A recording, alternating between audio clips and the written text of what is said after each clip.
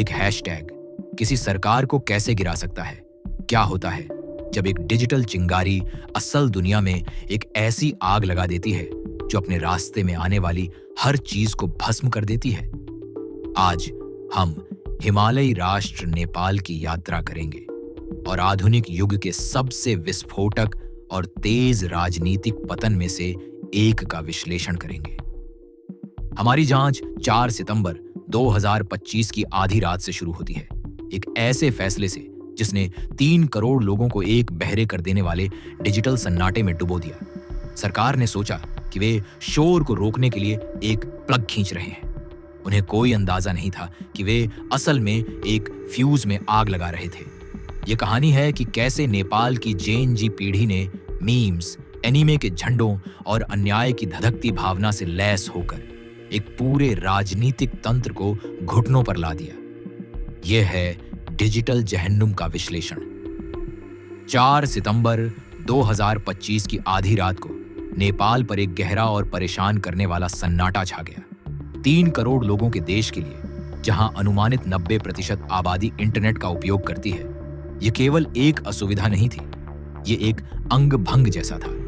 प्रधानमंत्री के पीदारा शर्मा ओली के नेतृत्व वाली सरकार ने दुनिया के 26 सबसे प्रमुख सोशल मीडिया और मैसेजिंग प्लेटफॉर्म को बंद करने का आदेश दिया था। फेसबुक, इंस्टाग्राम, एक्स, पूर्व में ट्विटर, व्हाट्सएप, यूट्यूब और रेडिट एक अति जुड़े हुए समाज की डिजिटल धमनियों को रातों रात काट दिया गया। आधिकारिक औचित्य नियामक था। ये वैश्विक तकनीकी दिग्गज डिजिटल सेवा कर लागू करने और गलत सूचना पर अंकुश लगाने के लिए बनाए गए नए नियमों के तहत संचार और सूचना प्रौद्योगिकी मंत्रालय के साथ पंजीकरण करने में विफल रहे थे। इसका प्रभाव तत्काल और विनाशकारी था। इस प्रतिबंध ने एक ऐसे देश के लिए महत्वपूर्ण जीवन रेखाओं को काट दिया जो अपने प्रवासी समुदाय पर बहुत अधिक निर्भर है। लगभग 20 लाख नेपाली विदेश में काम करते हैं और उनके द्वारा भेजा गया पैसा देश के सकल घरेलू उत्पाद जीडीपी का 1/3 हिस्सा है। ये ब्लॉक किए गए प्लेटफॉर्म ही वे प्राथमिक साधन थे जिनके द्वारा परिवार जुड़े रहते थे, पैसा भेजा जाता था और निर्वासन के अकेलेपन को कम किया जाता था। सरकार के फरमान ने इस विशाल नेटवर्क को अंधेरे में डुबो दिया, जिससे व्यापक गुस्सा और चिंता पैदा हो गई। हालांकि एक महत्वपूर्ण विवरण ने संदेह को इस निश्चितता में बदल दिया कि प्रतिबंध का असली मकसद नियमन नहीं बल्कि सेंसरशिप था। एक प्रमुख वैश्विक प्लेटफॉर्म को स्पष्ट रूप से बख्श दिया गया था, टिकटॉक। चीन की बाइट डांस के स्वामित्व वाला यह ऐप सरकार की पंजीकरण मांगों का पालन कर चुका था और इसे स्वतंत्र रूप से संचालित करने की अनुमति थी। यह चयनात्मक प्रवर्तन जनता से छिपा नहीं रहा। एक ऐसी पीढ़ी के लिए जो ऑनलाइन रहती थी, संगठित होती थी और अपना विरोध व्यक्त करती थी। संदेश स्पष्ट था। सरकार टैक्स वसूलने की कोशिश नहीं कर रही थी। वह एक विशिष्ट बातचीत को चुप कराने की कोशिश कर रही थी जो महीनों से उन्हीं प्लेटफॉर्म पर चल रही थी, जिन्हें अब वह नियंत्रित करना चाहती थी। सरकार के घबराहट भरे फैसले को समझने के लिए प्रतिबंध से पहले के महीनों में वापस जाना होगा। टिकटॉक और रेडिट पर जन्मा एक वायरल अभियान नेपाल के राजनीतिक वर्ग की वैधता को लगातार खत्म कर रहा था। नीपो किड, नीपो बेबीज और पॉलिटिशियंस नीपो बेबी नेपाल जैसे हैशटैग के तहत एक डिजिटल मूल पीढ़ी कथित भ्रष्टाचार का एक अथक और अत्यधिक प्रभावी सार्वजनिक ऑडिट कर रही थी। यह अभियान सरल और विनाशकारी रूप से प्रभावी था। इसने राजनेताओं के बच्चों की भव्य जीवन शैली को आम नागरिकों द्वारा सामना की जाने वाली गंभीर वास्तविकता के साथ जक्सटपोजिशन, आमने सामने रखना किया। वायरल वीडियो ने अधिकांश नेपालियों के दैनिक संघर्षों से बहुत दूर विशेषाधिकार की दुनिया का प्रदर्शन किया। उनमें राजनीतिक अभिजात वर्ग के बेटे बेटियों को विदेशी शिक्षा, लैंड रोवर जैसी लग्जरी कारें, डिजाइनर कपड़े, आयातित बोतलबंद पानी और लगातार अंतर्राष्ट्रीय छुट्टियों का दिखावा करते हुए दिखाया गया था। विशाल धन का यह दृश्य प्रमाण एक ऐसे देश में विशेष रूप से परेशान करने वाला था जिसकी प्रति व्यक्ति आय मात्र $1,400 प्रति वर्ष थी और युवा बेरोजगारी दर आधिकारिक तौर पर 20% के आसपास मंडराती थी, लेकिन व्यापक रूप से माना जाता था कि यह बहुत अधिक थी। एक व्यापक रूप से साझा किए गए वीडियो ने एक प्रधानमंत्री के 65,000 नेपाली रुपए से कम के आधिकारिक मासिक वेतन और उनके परिवारों द्वारा खुलेआम प्रदर्शित की जाने वाली करोड़ों रुपए की जीवन शैली के बीच स्पष्ट विसंगति की ओर इशारा किया। यह ऑनलाइन आंदोलन केवल ईर्ष्या की अभिव्यक्ति से कहीं बढ़कर था। यह क्राउडसोर्स्ड फोरेंसिक अकाउंटिंग का एक रूप था। जेएनजी कार्यकर्ताओं ने राजनेताओं के अपने डिजिटल फुटप्रिंट्स, उनके बच्चों के इंस्टाग्राम पोस्ट और टिकटॉक वीडियो को जनमत की अदालत में अकाट्य सबूत के रूप में इस्तेमाल किया। धन का दिखावा भ्रष्टाचार का उप उत्पाद नहीं था, इसे स्वयं प्रमाण के रूप में प्रस्तुत किया गया था। इसलिए सोशल मीडिया प्रतिबंध सत्तावादी अतिरेक का एक सामान्य कार्य नहीं था। यह शासक वर्ग के खिलाफ प्रस्तुत किए जा रहे सबूतों को नष्ट करने का एक सीधा, लक्षित और अंततः व्यर्थ प्रयास था। सरकार केवल असंतोष को चुप कराने की कोशिश नहीं कर रही थी, वह बही खाते को जलाने की कोशिश कर रही थी। दमन के इस कृत्य का उल्टा प्रभाव हुआ, जिससे एक राजनीतिक स्ट्रेसैंड इफेक्ट पैदा हुआ, जिसने उसी भ्रष्टाचार की ओर भारी वैश्विक ध्यान आकर्षित किया जिसे वह छिपाना चाहता था, और एक सुलगते हुए डिजिटल अभियान को एक भौतिक नरक में बदल दिया। नीपोकिड अभियान चिंगारी थी, लेकिन आग के लिए ईंधन दशकों से जमा हो रहा था। नेपाल की अर्थव्यवस्था लंबे समय से एक ही दुखद निर्यात द्वारा परिभाषित की गई है, अपने ही लोग। युवा नेपालियों की पीढ़ियों के लिए एक व्यवहार्य भविष्य का मार्ग काठमांडू या पोखरा में अवसरों की ओर नहीं, बल्कि हवाई अड्डों की ओर ले गया है। सरकार और विश्व बैंक के अनुमानों से पता चलता है कि हर दिन 1,700 से 5,000 युवा काम की तलाश में देश छोड़ देते हैं, मुख्य रूप से मध्य पूर्व और दक्षिण पूर्व एशिया में। यह सामूहिक पलायन राष्ट्रीय अर्थव्यवस्था की आधारशिला है, जिसमें इस प्रवासी समुदाय से प्राप्त धन देश की जीडीपी का 33% से अधिक है, जो दुनिया में उच्चतम दरों में से एक है। विदेशी श्रम पर यह निर्भरता घर पर प्रणालीगत विफलता का प्रत्यक्ष परिणाम है। युवा बेरोजगारी दर लगातार 20% से ऊपर बनी हुई है।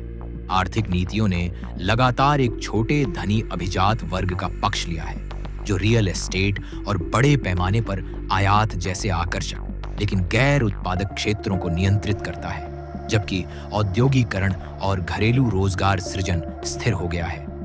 दशकों तक इस बड़े पैमाने पर प्रवासन ने एक महत्वपूर्ण राजनीतिक सुरक्षा वाल्व के रूप में काम किया, जिससे क्रमिक सरकारों को अपनी सबसे गंभीर सामाजिक समस्या का निर्यात करने की अनुमति मिली। बेरोजगार और अल्प रोजगार वाले युवाओं की हताशा को क्रांति भड़काने में नहीं, बल्कि वीजा खोजने में लगा दिया गया। 2025 का जेएनजी विद्रोह उस क्षण का प्रतीक है जब यह सुरक्षा वाल्व फट गया।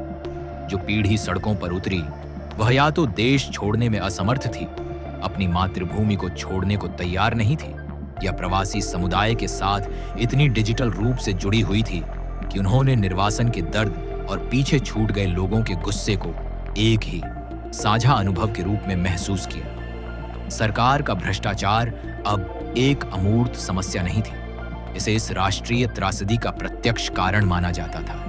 वह शक्ति जिसने परिवारों को अलग कर दिया और देश के भविष्य को खोखला कर दिया। सोशल मीडिया प्रतिबंध अंतिम अपमान था। महाद्वीपों में परिवारों को जोड़ने वाले डिजिटल संबंधों को तोड़कर सरकार ने राष्ट्र के अंतिम शेष मुकाबला तंत्र पर हमला किया, जिससे स्थिति असहनीय हो गई। युवाओं का गुस्सा एक ऐसी राजनीतिक व्यवस्था के खिलाफ था जिसे व्यापक रूप से पूरी तरह से भ्रष्ट और निष्क्रिय माना जाता था। यह धारणा आंकड़ों द्वारा समर्थित है। ट्रांसपेरेंसी इंटरनेशनल के 2024 भ्रष्टाचार धारणा सूचकांक ने नेपाल को 180 देशों में 107वां स्थान दिया, जिसमें 100 में से 34 का स्कोर था, जहां 0 अत्यधिक भ्रष्ट है। यह कोई नई घटना नहीं थी।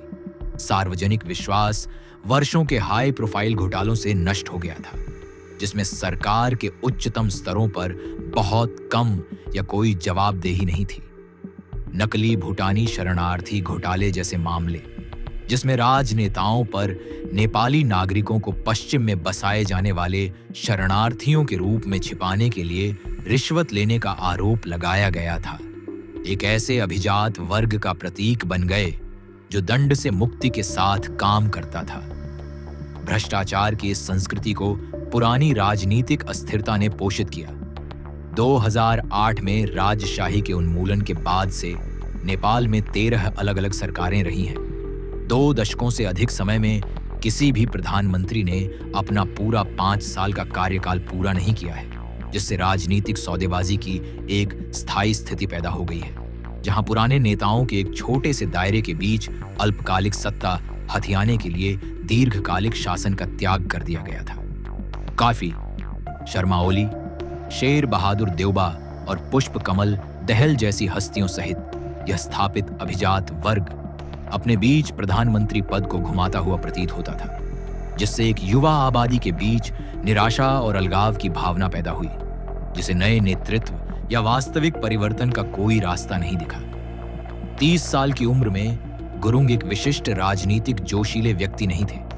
उनका प्रारंभिक करियर काठमांडू के धमेल जिले की जीवंत नाइट लाइफ में बीता, जहां उन्होंने एक डीजे और नाइट क्लब के मालिक के रूप में काम किया। वह एक ऐसे व्यक्ति थे जो भीड़ को पढ़ना और लॉजिस्टिक्स का प्रबंधन करना जानते थे। ये कौशल इवेंट मैनेजमेंट की दुनिया में निखारे गए थे। उनका जीवन और उनके राष्ट्र की दिशा 2015 के विनाशकारी भूकंप से अपरिवर्तनीय रूप से बदल गई, जिसमें लगभग 9000 लोगों की जान चली गई। गुरुंग के लिए यह त्रासदी बहुत व्यक्तिगत थी। उन्होंने बाद में उस क्षण को याद किया जिसने उन्हें एक नए रास्ते पर स्थापित किया। एक बच्चा मेरी बाहों में मर गया, मैं उस पल को कभी नहीं भूलूंगा। इस गहरी क्षति ने उनके परिवर्तन को उत्प्रेरित किया। भूकंप के तुरंत बाद उन्होंने ऑनलाइन स्वयंसेवकों के लिए एक याचिका पोस्ट की। लगभग 200 लोगों ने जवाब दिया।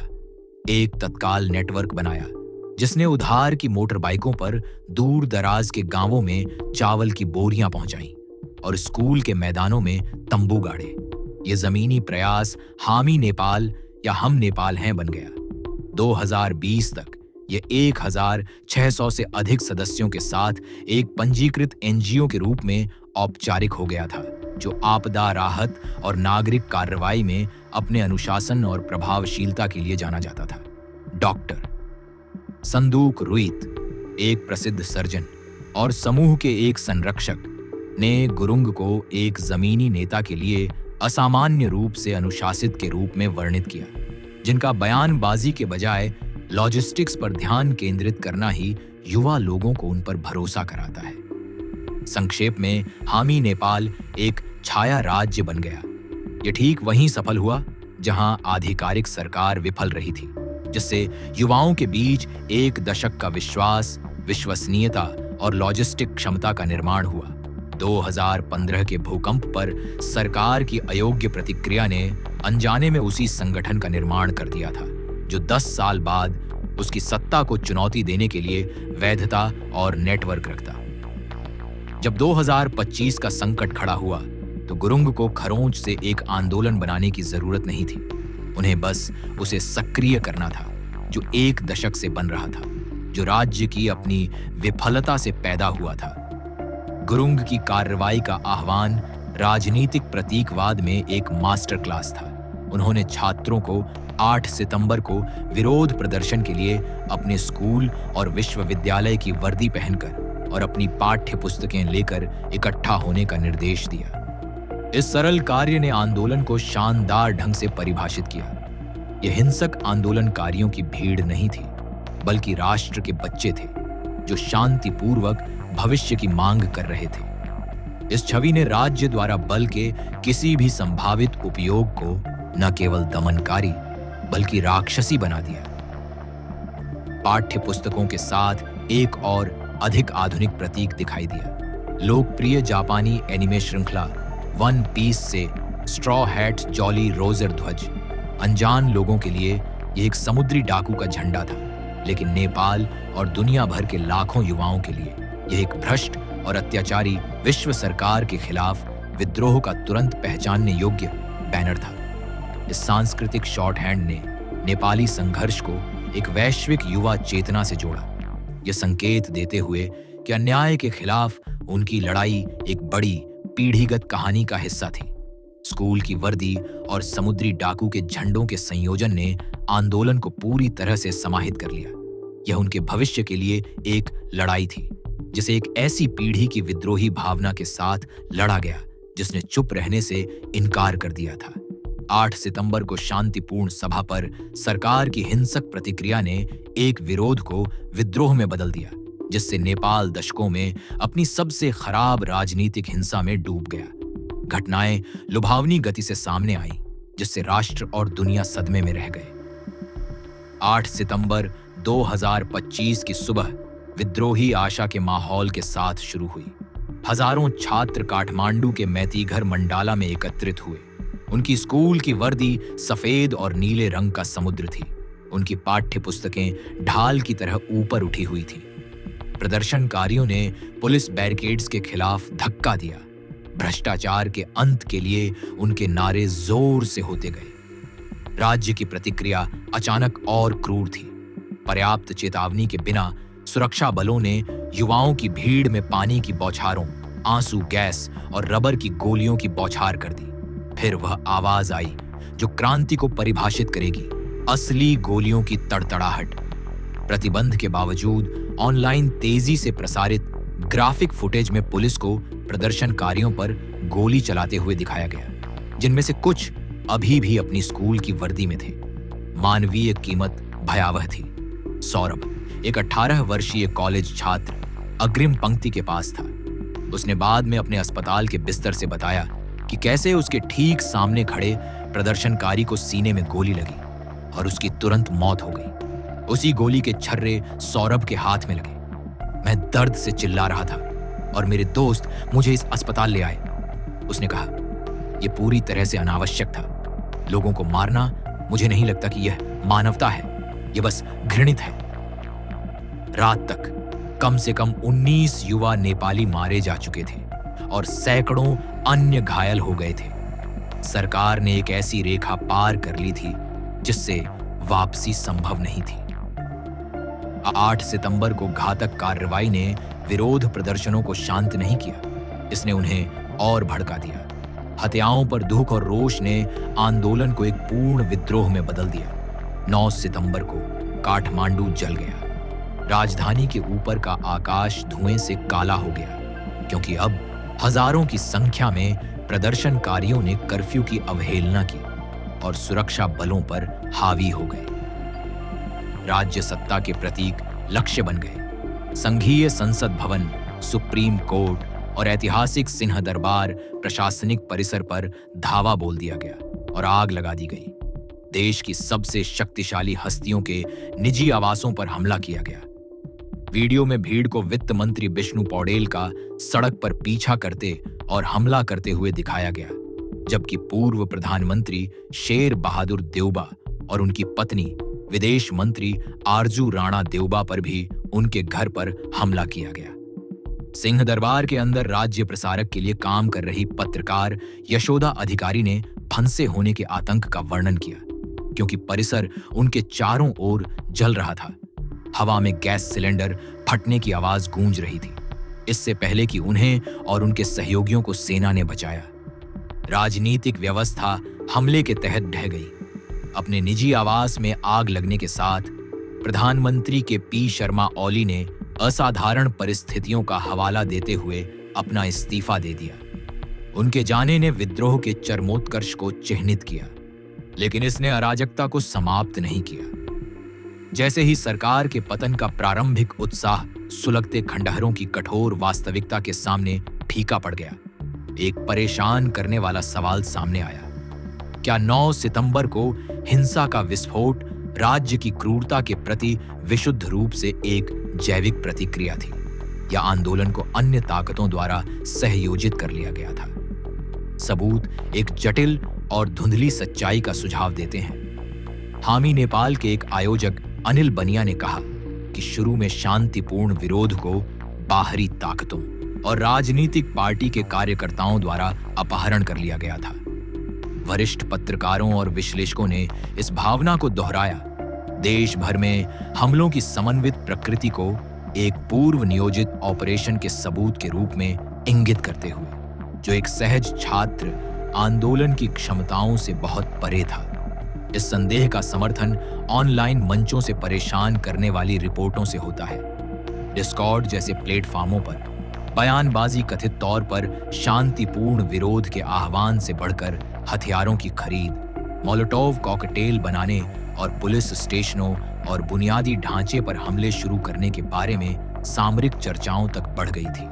इसके अलावा अराजकता ने बड़े पैमाने पर जेल ब्रेक के लिए कवर प्रदान किया। 2 अलग-अलग घटनाओं में प्रदर्शनकारियों ने जेलों पर धावा बोल दिया, जिससे 12,500 से अधिक कैदियों को भागने की अनुमति मिली। संगठित अराजकता का एक कार्य जो स्पष्ट रूप से मूल जेएनजी एजेंडे का हिस्सा नहीं था। इसलिए 9 सितंबर की हिंसा दोहरी कथा से प्रेरित प्रतीत होती है। कई युवा प्रदर्शनकारियों के लिए ये एक ऐसे राज्य के खिलाफ हताश, भावनात्मक और प्रतिक्रियात्मक क्रोध का विस्फोट था जिसने उनके दोस्तों की हत्या कर दी थी। लेकिन अन्य अधिक छायादार अभिनेताओं के लिए, चाहे वे प्रतिद्वंद्वी राजनीतिक गुट हों, आपराधिक तत्व हों या अन्य बाहरी ताकतें, अराजकता एक रणनीतिक अवसर था। उन्होंने अधिकतम अस्थिरता पैदा करने, आंदोलन के मूल शांतिपूर्ण उद्देश्यों को अवैध बनाने और एक शक्ति शून्य बनाने के लिए युवाओं के वास्तविक गुस्से का इस्तेमाल किया, जिसका वे फिर फायदा उठाना चाहते थे। जेएनजी विद्रोह की त्रासदी यह है कि सुधार के लिए एक वास्तविक आंदोलन का उपयोग संभवतः अराजकता में एक गणनात्मक वंश के लिए एक वाहन के रूप में किया गया था। सरकार गिर गई थी, जिससे एक खतरनाक शक्ति शून्य हो गया था। पुराने नेताओं के बदनाम होने और छिपने के साथ राष्ट्र ने नए नेतृत्व की एक हताश खोज शुरू की, जो अतीत के भ्रष्टाचार और विफलताओं से अछूते चेहरों की ओर मुड़ा। अराजकता से विशेष रूप से 2 नाम एक संक्रमणकालीन सरकार के लिए संभावित नेताओं के रूप में उभरे। बालिन शाह, काठमांडू के 35 वर्षीय मेयर, एक स्ट्रक्चरल इंजीनियर और पूर्व रैपर, शाह ने 2022 में एक स्वतंत्र उम्मीदवार के रूप में मेयर का चुनाव जीता था, जिससे राजनीतिक प्रतिष्ठान को झटका लगा था। युवाओं के बीच उनकी लोकप्रियता, उनकी प्रतिष्ठान विरोधी साख और सोशल मीडिया के चतुर उपयोग के साथ उन्हें एक स्वाभाविक दावेदार बनाती थी, जबकि उन्होंने प्रदर्शनकारियों के संदेश का पूरा समर्थन व्यक्त किया। उन्होंने प्रधानमंत्री के इस्तीफे के बाद सार्वजनिक रूप से संयम बरतने का भी आग्रह किया, खुद को एक ऐसे व्यक्ति के रूप में स्थापित किया जो संभावित रूप से क्रांति और शासन के बीच की खाई को पाट सकता है। सुशीला कार्की, नेपाल के सर्वोच्च न्यायालय की 73 वर्षीय पूर्व मुख्य न्यायाधीश, देश के शीर्ष न्यायिक पद को संभालने वाली पहली महिला के रूप में कार्की ने एक निडर भ्रष्टाचार विरोधी योद्धा के रूप में एक दुर्जेय प्रतिष्ठा अर्जित की थी। जेएनजी विरोध समूहों ने औपचारिक रूप से एक कार्यवाहक सरकार का नेतृत्व करने के लिए उनके नाम का प्रस्ताव रखा, उन्हें एक अचूक सत्यनिष्ठा वाले व्यक्ति के रूप में देखते हुए, जो नए चुनावों में एक संक्रमण की देखरेख कर सकती थी। हालांकि उनकी संभावित नियुक्ति को महत्वपूर्ण संवैधानिक बाधाओं का सामना करना पड़ा, क्योंकि नेपाली कानून में ऐसे प्रावधान हैं जो एक सेवानिवृत्त न्यायाधीश को इस तरह का कार्यकारी पद संभालने से रोक सकते हैं। नेपाल में संकट शून्य में नहीं हुआ। देश की अस्थिरता ने एक ऐसे क्षेत्र में लहरें भेजी जो पहले से ही किनारे पर था। भारत और चीन की प्रतिस्पर्धी भू राजनीतिक महत्वाकांक्षाओं के बीच फंसा नेपाल का राजनीतिक प्रक्षेप वक्र अपने शक्तिशाली पड़ोसियों के लिए गहन रुचि का विषय है। एक लंबा शक्ति शून्य या गृह संघर्ष में वंश विदेशी प्रभाव में वृद्धि के लिए एक अवसर पैदा कर सकता है, जिससे हिमालय में शक्ति के नाजुक संतुलन को और जटिल बना दिया जा सकता है। इसके अलावा जेएनजी विद्रोह एक अकेली घटना नहीं थी, बल्कि 3 वर्षों में यह तीसरी बार था जब एक दक्षिण एशियाई सरकार को युवा नेतृत्व वाले लोकप्रिय विद्रोह द्वारा गिरा दिया गया था। यह श्रीलंका में 2022 के अरागलया आंदोलन के बाद हुआ, जिसने एक आर्थिक पतन के बीच राजपक्षे शासन को बाहर कर दिया, और बांग्लादेश में 2024 के छात्र विरोध प्रदर्शन, जिसने प्रधानमंत्री शेख हसीना को इस्तीफा देने के लिए मजबूर किया। ये क्षेत्रीय पैटर्न इन राष्ट्रों पर दशकों से शासन करने वाली उत्तर औपनिवेशिक राजनीतिक संरचनाओं के लिए वैधता के एक गहरे पीढ़ीगत संकट का सुझाव देता है। युवा डिजिटल रूप से जुड़ी हुई आबादी भ्रष्टाचार, भाई भतीजावाद और आर्थिक कुप्रबंधन को बर्दाश्त करने के लिए तेजी से अनिच्छुक साबित हो रही है, जो स्थापित राजनीतिक व्यवस्था की पहचान बन गए हैं। नेपाल में जेएनजी विद्रोह ने अपने तत्काल लक्ष्य को आश्चर्यजनक गति से हासिल किया। गहन विरोध के 48 घंटों से भी कम समय में हैशटैग, एनीमे झंडे और विश्वासघात की गहरी भावना से लैस एक पीढ़ी ने एक सरकार को गिरा दिया। हालांकि परिणाम जीत का एक परिदृश्य था जो सदमे और गहन अनिश्चितता के साथ मिला हुआ था। यह एक क्रांति है, यह भ्रष्टाचार का अंत है, अब हमारी बारी है। एक युवा प्रदर्शनकारी सुजान दहल ने जश्न मनाया। फिर भी एक अन्य ने व्यापक विनाश का सर्वेक्षण करते हुए विलाप किया। मुझे बुरा लग रहा है, यह हमारे लिए अच्छा नहीं है। सितंबर 2025 की घटनाओं ने नेपाल में सामाजिक अनुबंध को मौलिक रूप से बदल दिया। युवाओं ने सबसे नाटकीय तरीके से यह प्रदर्शित किया कि सत्ता पर राज्य का एकाधिकार सशर्त है, और डिजिटल कनेक्टिविटी ने उन्हें संगठित होने और शासित होने के लिए अपनी सहमति को रद्द करने के लिए एक शक्तिशाली नया उपकरण प्रदान किया है। पुराना राजनीतिक वर्ग अब एक ऐसी पीढ़ी को नजरअंदाज नहीं कर सकता है जिसने स्थापित व्यवस्था को खत्म करने की अपनी क्षमता साबित कर दी है। हालांकि अंतिम प्रश्न अनुत्तरित है। जेएनजी के डिजिटल मूल निवासियों ने साबित कर दिया कि वे एक भ्रष्ट व्यवस्था को ध्वस्त कर सकते हैं, लेकिन एक ऐसे राष्ट्र में जो नाजुक राजनीतिक समझौतों पर बना है, गहरी आर्थिक चुनौतियों से त्रस्त है और अपने शक्तिशाली पड़ोसियों की चौकस नजरों से प्रेतवाधित है, क्या वे राख से एक नया निर्माण कर सकते हैं? क्रांति खत्म नहीं हुई है, यह बस अपने अगले अधिक कठिन चरण में प्रवेश कर चुकी है। निर्माण का लंबा और कठिन कार्य। नेपाल का भविष्य अब इस बात पर निर्भर करता है कि क्या यह पीढ़ी प्रभावी विध्वंसक होने से सक्षम निर्माता बनने में संक्रमण कर सकती है, और इस तरह आग शांत हो जाती है, पीछे केवल राख और अनुत्तरित प्रश्न छोड़ जाती है। एक वायरल हैशटैग से लेकर संसद के सुलगते खंडहरों तक हमने इस विद्रोह के हर पहलू का विश्लेषण किया है।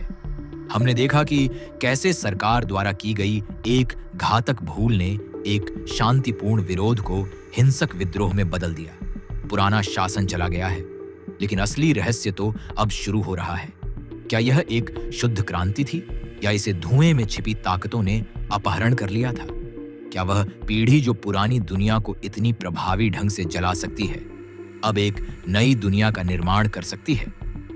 यहां डिटेक्टिव रेवन में हम जानते हैं कि हर अंत एक नई जांच की शुरुआत होता है। आपको क्या लगता है? अपने सिद्धांत नीचे कमेंट्स में बताएं। अगली बार तक अपनी आंखें खुली रखें और सवाल करना कभी बंद न करें।